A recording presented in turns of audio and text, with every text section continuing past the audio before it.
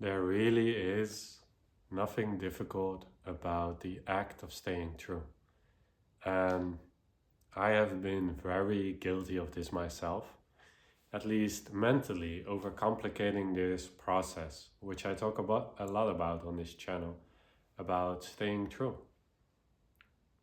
I was like, how to stay true? What is the technique? How to stay true in this moment where I'm feeling all of this resistance come up? But I've actually discovered that in that moment, I'm taking it already way too serious. It doesn't have to be so serious, the act of staying true. It can be earnest, for sure. That is a big help in this process. But it doesn't have to be serious.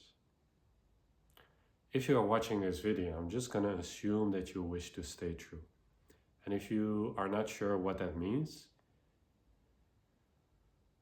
I would just summarize staying true as being honorable, being in integrity, not betraying yourself, like not acting a certain way or acting to be something that you're not selling yourself short or making any concessions on your expression. And that doesn't mean you just tell everybody exactly what you think about them. There's still this part of integrity and relevance, which I feel is integrated in staying true, in a sense, staying 100 in each moment, not dividing yourself, compartmentalizing yourself, scattering yourself. And you act a little bit like this, but you also act a little bit like this, and this version of you. You can have different expressions. I can show up as so many different ways, as a good friend, as a teacher, maybe to some people even as a father, maybe to some people even as a kid. But all of that is with the intention behind it of being whole, being undivided. And once you're whole, once you're, you could say, undivided, not separate, some might prefer the word non-dual, then you're free. You have no mixed frequencies and you can just allow your spirit to shine. And in a sense, we all desire this. Because who wants to be constricted? It feels awful. It feels like, and even still my body, I sometimes notice some remnants of like keeping myself small, basically that's it. Like keeping myself small, making sure I do not offend anyone or say something stupid that I might be judged for. This is no way to live. You're living in a prison of your own mind, thinking that people actually care. People don't really care. All of these things that we worry about, like maybe just a person has some thoughts and then they forget about it. It's not a big deal. What is a big deal is how you think about yourself, basically how you see yourself. And if you see yourself as scattered, as not in alignment, then help yourself or ask for help. Not in any like needy way, but like, hey, I would like to live in integrity. I would like to be more naturally confident. And then you can move in that direction. This is all, again, our responsibility to take care of our own being, our own well-being.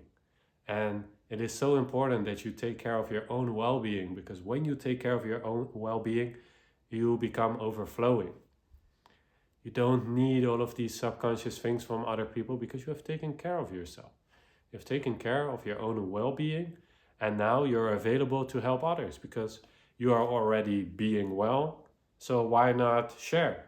Why not share this well-being that you already have? You have like this endless well, and just the abundance overflows when you don't need anything from anyone or anything because you're already whole, because you in essence are already all things. Then you're free to share. And this is where the greatest joy, the greatest love comes in. When you get to give, the most beautiful thing you have in your heart. And then it doesn't even matter if other people receive it or not. There will be beings that receive this. And maybe some people, they will resist it. They might even feel threatened by it or misinterpret it. But this doesn't change a thing.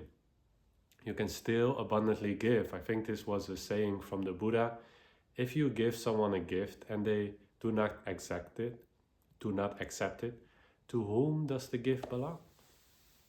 It's the same, I think the Buddha used it in the context of anger, someone giving him anger, being really mad at him, trying to trigger him. But he just wasn't interested. He didn't, no need to receive that gift. He just was energetically like, no, thank you. And you can be the same. All of these opinions that other people seemingly throw at you or might actually throw at you, if you're in a more public position or you're starting to share yourself, then you can still be, when they offer something to you, you can be like, no, thank you. Maybe there's still some merit in it, you can learn something from it, but you do not have to accept these things. Being in integrity also a lot of the times means just saying no. Saying no, first and foremost, standing up to your own mind.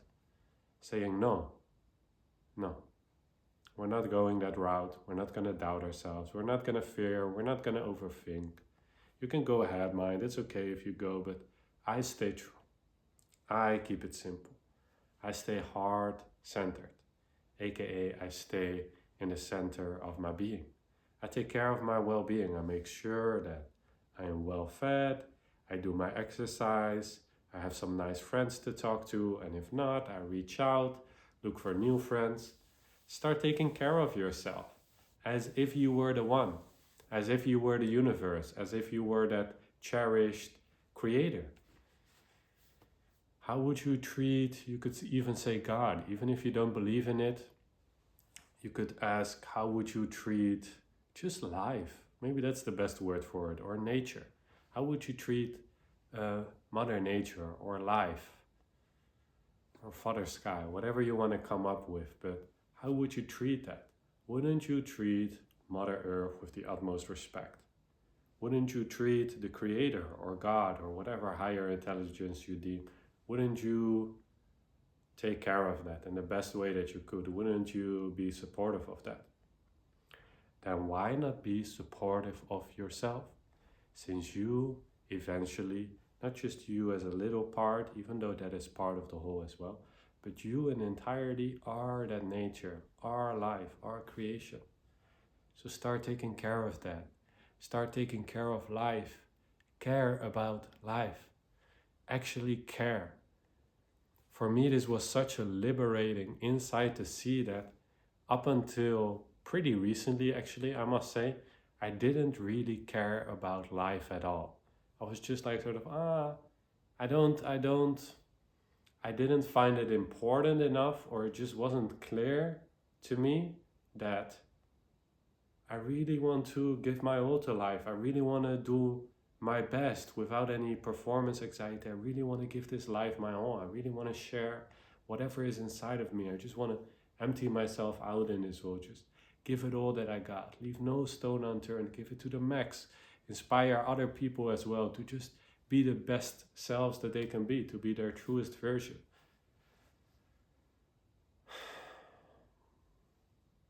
To not be fearful. To not let fear stop you from doing what you came here to do. And actually care about your own greatness, about your own power. And once you start to care about your own power, once you actually start to see your own power, you'll actually become way more humble, because you realize you have such a huge influence on your surroundings, on the people, on your friends, on your family, on the entire world at large. You can leave such a big imprint, you can make such a big shift in this collective. I truly believe this is also why we're here, why you are here. So make that important. We as humans, or it's supposed to be cool if you're like, oh no, it's not that important. Oh yeah. Make something important. It's very honorable, something that means a lot to you. And not like obsessively, insistently, but for example, make it important that you are integrity, that you do not betray yourself, that you do not judge other people, or that you help other people.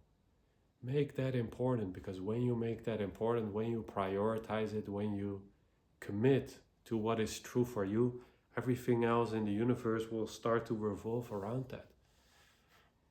And for sure, once you make these decisions to commit to something, there might be challenges that arise.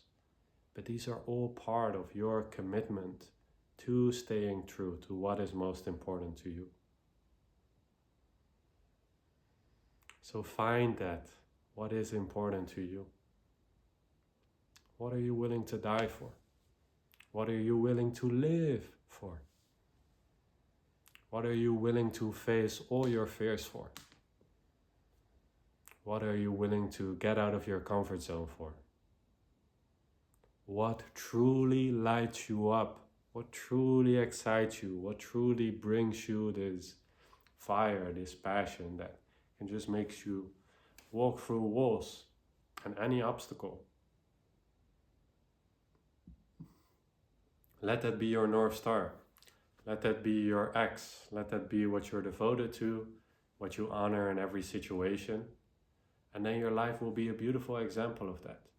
Even when the lights shut out and there's nobody looking anymore, there's no camera anymore in your face, or you're not performing, showing others that this is possible, then still you are doing this. In the quiet of your own home, when no one is watching, you're still staying true to what's most important to you, because it's what's most important to you. So you are naturally devoted to it. You are naturally disciplined. And then life is a beautiful quest, a beautiful journey, a beautiful love making. With source, with creation, with life. And then there will be a beautiful symbiotic, I think that's the word, relationship, in which everything works together, as if it were actually one. That's it for today's video. Many more exciting things to come. Stay tuned, and I'll see you in the next video.